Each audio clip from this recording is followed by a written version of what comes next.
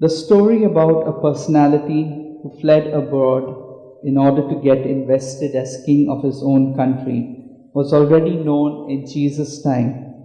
He could well be referring to Herod the Great, who had fled for his life from Jerusalem to Rome and won the support of Emperor Augustus. When the emperor named him as king of Israel, Herod returned to Jerusalem in triumph.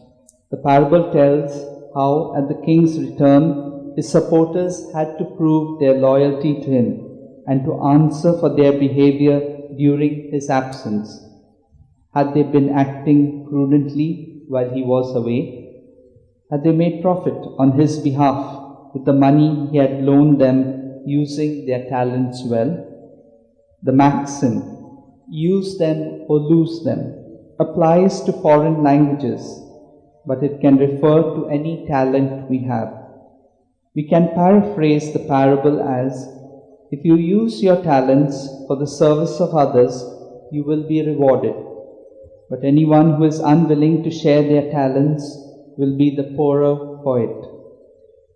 The end of the parable about the king's enemies being killed in his presence may be an echo of what Herod actually did to his enemies on his return as king. The gospel highlights the goodness of God. Our trust is in a merciful God whom we can call upon as Abba, Father. Just after this parable comes the story about Jesus entering Jerusalem riding on a donkey, while crowds hailed him. Blessed is the King who comes in the name of the Lord.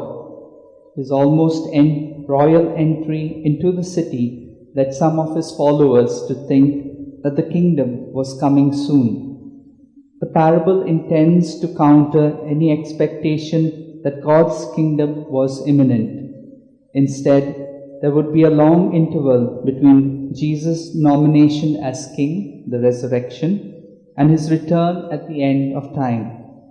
This interval is an opportunity for loyal service, a time to profitably use the gifts and resources we have been given, that we continue to follow Jesus loyally. Let's pray for this grace for one another.